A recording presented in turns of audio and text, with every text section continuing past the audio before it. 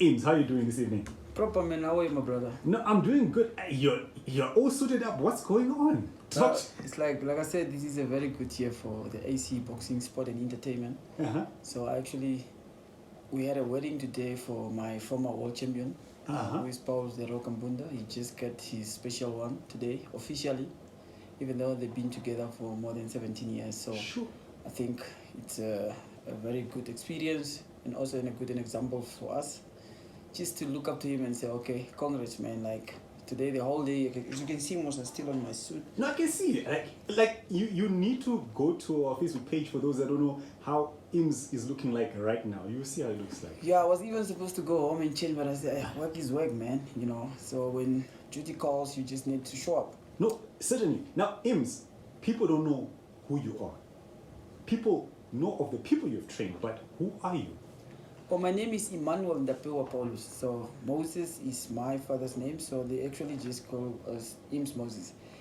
But yeah, I'm actually just one of the simple guy that came from Namibia, and I think I'm blessed to be here and to be a Namibian. And like I said before, I've been more in the sport of boxing for so many years, and that's how actually people get to know me.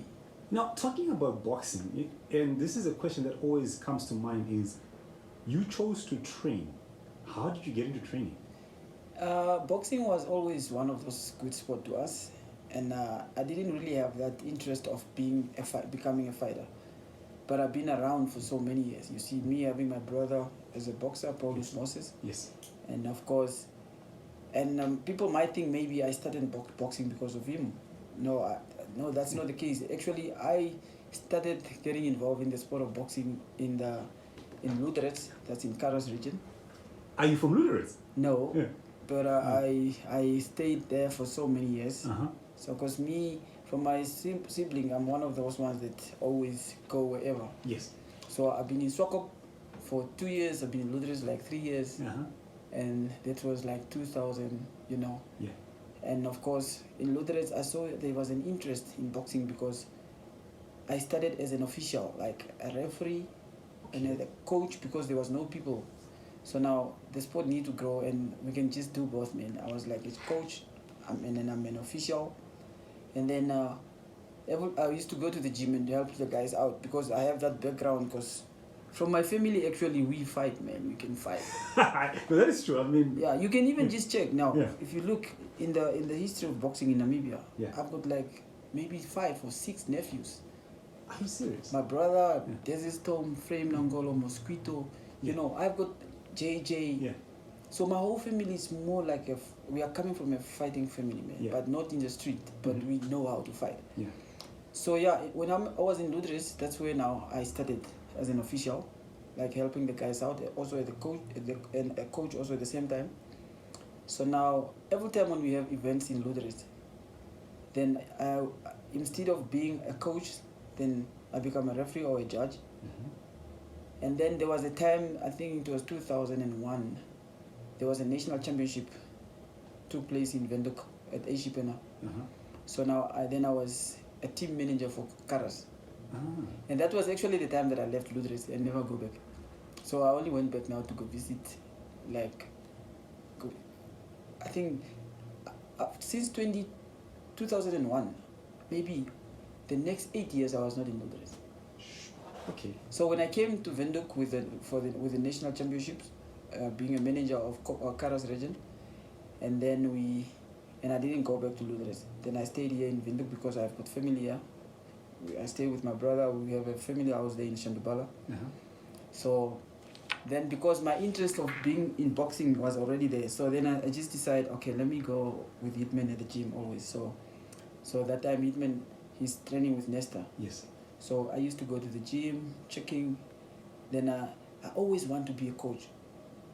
And then you see a lot of people, they look at you like, how do you become a coach if you're never a boxer before? Then to me, it's not that, because I think we have some boxing analysts that never box, but they know the sport very well. They can tell you what you're supposed to do, and I'm that type of guy. So I start training a little bit, also, punching the bags, but I was doing it right. Go on the mat, and I was doing it right. I remember there was a time when SBK was telling me, oh, why don't you want to box, man? And I said, no, bruh, but I can spar, because I wanted to test to get the feeling of getting there. I wanted to test the punching power in my face. Yes. Just to have an experience of how does it feel when you are there, tired, and somebody's trying to tell you something. With all that, so, and then I just get more involved. Then I start giving mats. To boxers, but amateurs, not professionals. Because by that time, it was also quite difficult for me to learn a lot of things, because a lot of professional guys, every time they were just preparing for fights. And then, when you're unexperienced, you can't train. You can't try to train a professional fighter. It's better to start with the amateurs, the kids. Then you have more fun, and then you have more time to enjoy. Okay, hold that thought, because I want us to get to where you finally start training, and especially the time that you won your first championship with your brother, that particular feeling when we get back. So if you're just joining us right now, we've got Imms Moses in the studio, and we're just talking about his journey. So if you want to find out about it, keep it up right here. Now, before we got out and went for a musical break, we're talking about, obviously, you started off training amateurs to the point that you started training professionals. Yes. And one professional that I think is well known is your brother. And the first time that he won his championship, you were one of his trainers. How was that feeling? Like knowing that you've been putting effort and you guys have been going at this thing for so long, and finally he's a world champion. It was a great journey if you look at that, because when you know someone from home, like sometimes we used to share a bed, and then you just see the guy getting so serious in the sport, and he's growing and he's becoming a superstar. So I think that was one of those moments that just keep motivating me, because I'm very unstoppable. I know myself. And you see me working with all these guys when I met Nesta through my brother. Yes. So we had a very good relationship, and then we've been working very smooth and just pushing things forward, even though when time was tough. You see, there's always up and downs in life. You see, sometimes things look smooth from outside, but inside, we just need to keep working and grow together and form a very good team. So me working with these guys, it was a great journey. And then me also being part of Hitman's training, even though when he won his world championship, I was not part of the team that traveled, but I was part of the training camp. Yes. And then when people are traveling, it's not really the same as in a development country like in the state, whereby people can travel with a big team because they have sponsorships. And of course, that was Nesta and Joseph, and then some members from the sponsorship. I think at that time was Nampower. Yeah. And then the Minister of Environment, I think Pohamba Shifeta was the Minister of Sport by that time. Deputy Minister. Yeah. By that, I think it was a Deputy Minister, yeah. Yeah. So we were just here at home, man. Like, he fought in Japan on a Monday, and we were up, and it was in the morning in Namibia. Yeah. So we even before the World Championship, there was another interesting fight that took place in Ukraine. That was for the World Title Eliminator. Yeah. Then he was supposed to fight for the World Championship, his next fight. Yeah. Then there was a step-aside fee where he have to let somebody else to fight. So that was actually the guy from Nicaragua, Jose Alvaro. So he was fighting Kobori Yuski. And then Jose got knocked out, I think, in the second round or first round. And then Hitman have a tune-up fight on the undercard on the same night. And then he was a mandatory, so he was now fighting Kobori Yuski immediately after that fight. So then we came back, we prepared, then he went, then he won the World Championship. That was the WBA in the lightweight division. He even broke his hands, I think, in round number 5 or 6. He fought all the way from 5 rounds to round 12 with a broken hand. So it was a very, very good fight. I think that fight was not shown on TV, you see. So, but we came to watch the fight on YouTube, and they also bring a footage. They brought the footage here that was played on NBC. But it was a very, very good fight. So, and with that, you see, I didn't really learn a lot from professional boxers. I'm being honest with you. Yeah. Because every time when I want to learn, these guys, they were always busy. And the fact that people didn't really believe in somebody who's being a coach and he's not a former boxer. So, because we have that thing that was always like, good coaches maybe only when you're a former boxer, so then they regard you know boxing. But to me, my advantage was like this: I was learning from everybody, because I didn't really look at who does it well, but I just know that even a guy that lost a fight, you can learn something. A guy that win a fight, you can learn something. So sometimes you can't really have it all. So that's why at the same time I used to go every time when we have a national championship, or I mean a national training camp, because that time amateur boxing was very busy. Because I remember when Kanji was involved as a sport development officer, it was always busy. You see, we had a lot of friendly games between Namibia and Botswana, Namibia, Zambia, Namibia, Zimbabwe. So every time we always had a team in the national team. So before that, I even switched club. So I went to Nampo because I wanted to practice more, to give pads and mats to the boxer more. And I was working with Coach Kenneth Matara. He's a chief inspector in the Namibian police. Yeah. So now when I was working with them, I get more time to work, because sometimes I will be in the gym and then maybe inspector is not there. Then you just have more time to be free and work. So I was working now with a fighter like Julius Indongo. Another world champion. Yes, David Gabriel, and Muyanjaya Kasuto. So we can name them. So I work with almost our top boxers, you see. And you can't really make a difference between me and the boxers by that time, because most of the boxers, they were even older than me.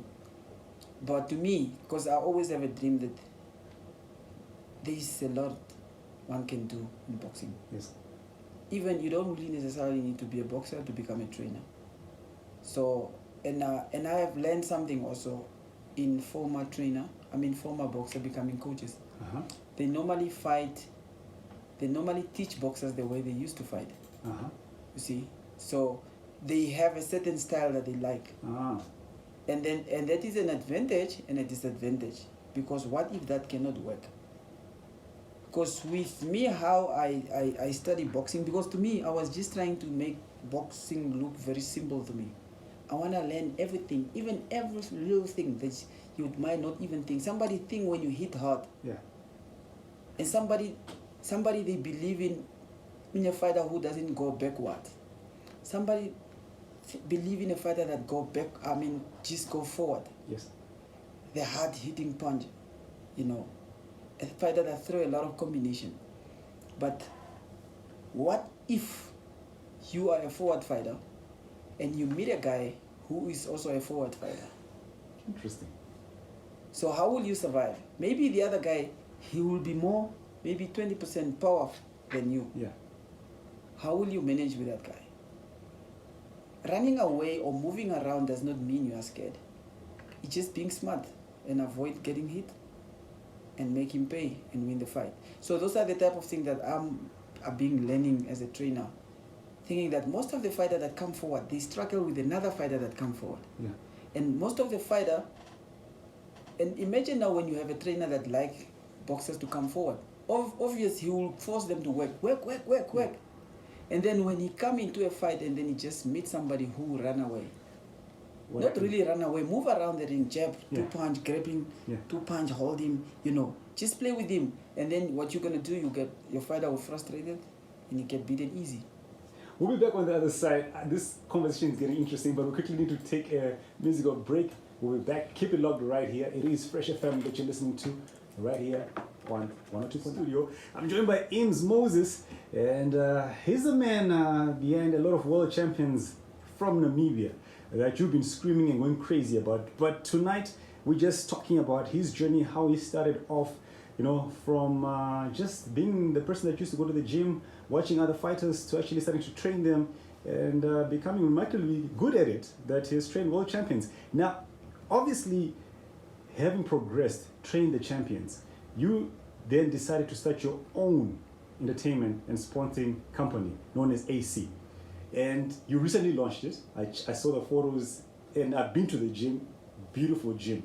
What made you take that next step? Because most people will be just happy to be just trainers.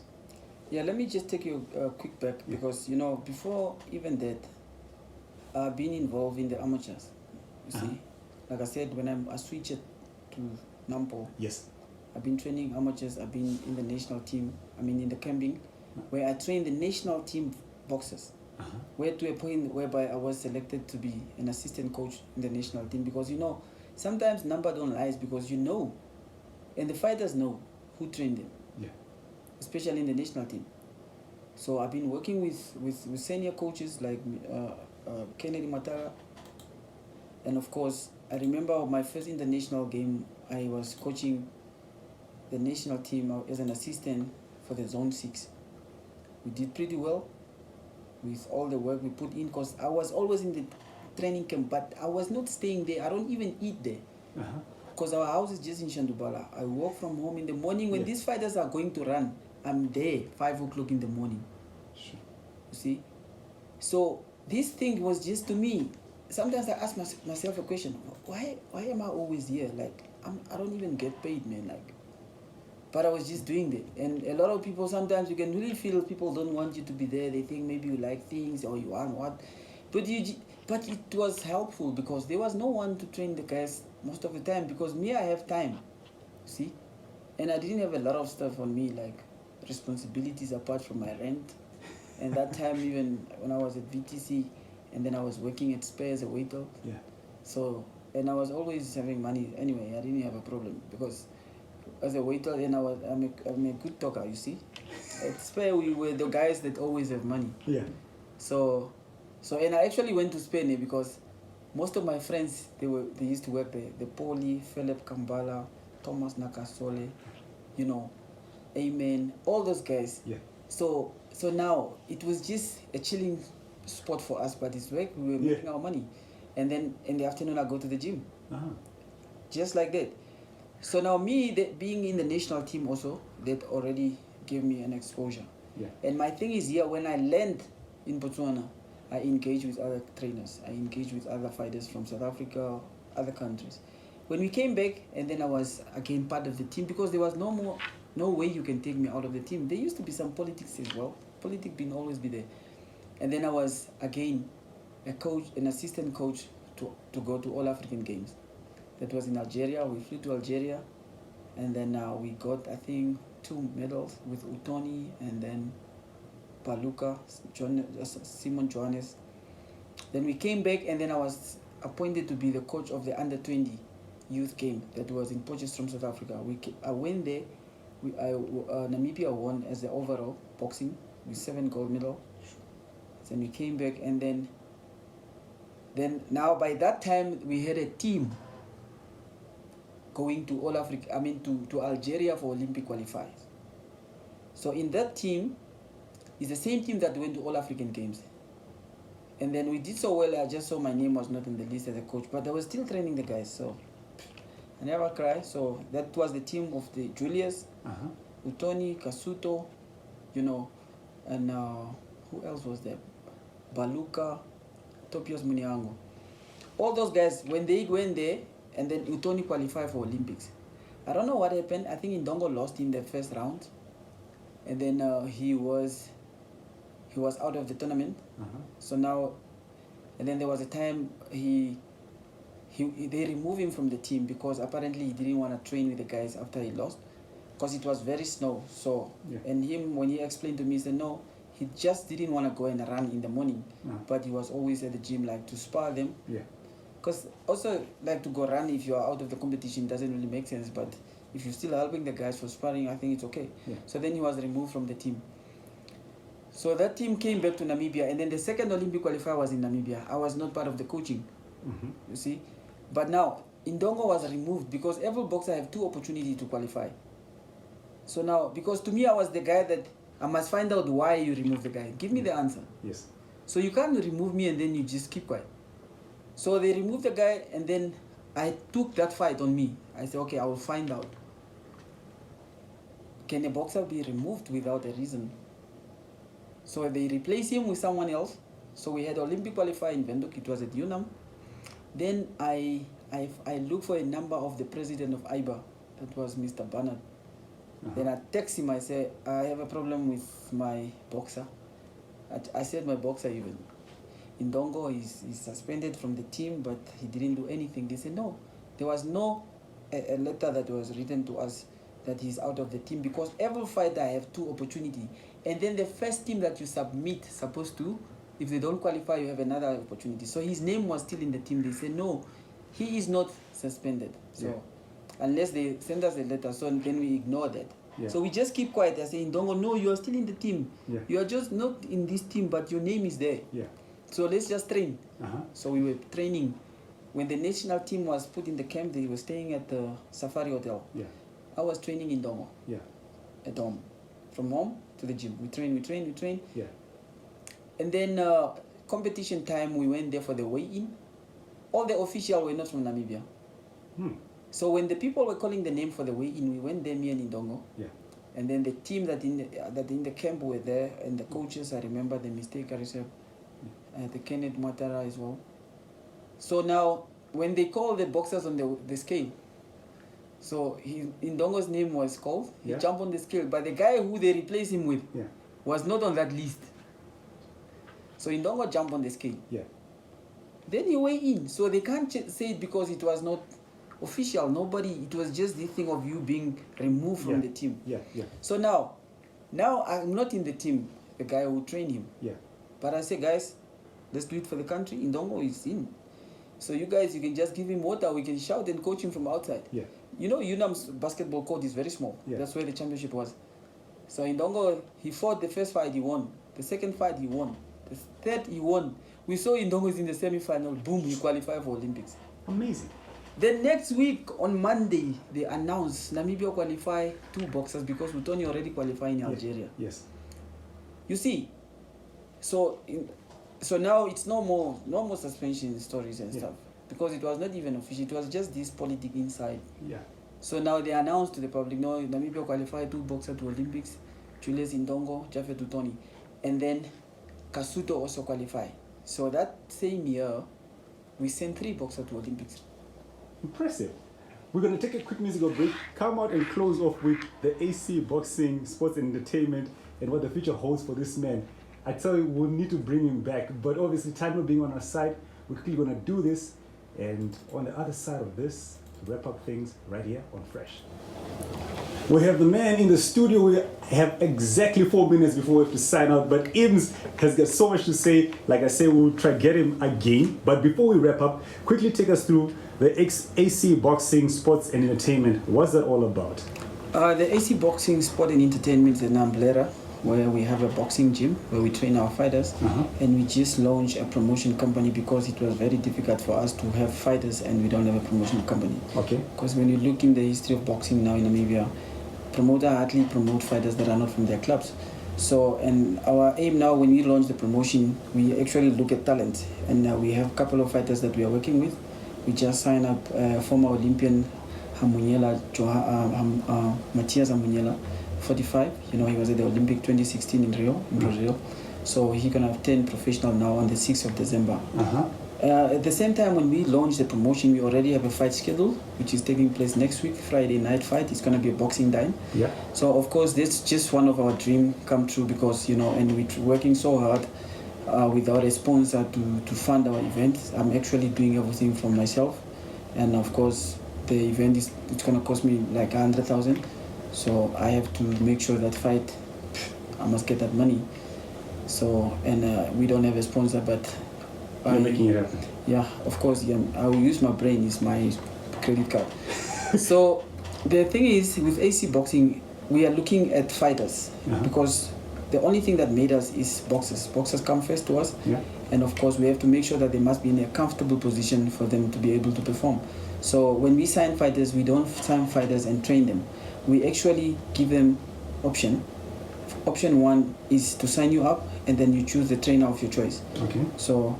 And then now the trick is here in Namibia. So people don't understand what that means. A fighter need to have a trainer that train him and a promoter that promote him. 2 people that Two different people. Yes, and a manager. Actually, me as a promoter, for example, I need to communicate with the manager. Manager communicate with the trainer and the fighter. then we can offer them a fight. So we, from the promotion company, we can give them maybe 2-year or 1-year contract, because our act allows us only to have a 1-year contract with fighters, which is renewable. Okay. So we need to have a very good relationship, work very good, and so that we'll be able to renew the contract, because if we don't treat the fighter good, they will not renew the contract. So that's all about the AC now. And let me talk a little bit about our event coming up on the 6th December. Yeah. So everybody must come and support our events. Our ticket go for $200 per person. We have Lucas Zakaria Desert Storm is the main event of the evening, and he's ranked number 6 by IBF and number 9 by WBA. So he have a big fight coming up next year in February in Las Vegas, almost already finalized. We just need to pass this fight. So that's going to be the fight on Friday night. The fight is on Friday, and it's going to be a boxing dine. We are selling tables, sitting 10 people for 10,000. So to be able to cover the cost of the event. So that's why we are selling tables. So those tables will be our sponsor. Okay, you heard it right there. All I can simply say is, Mr. Imms Moses, thank you so much for coming through. I will definitely have you back here for us to finalize some of the other things that I wanted to ask you. But I wish you all the best for this coming Friday. And for those that want to still find out more about this gentleman, or just only caught us right now, you can always catch it on my YouTube channel, Mufaro Nesongano. Until next week, peace.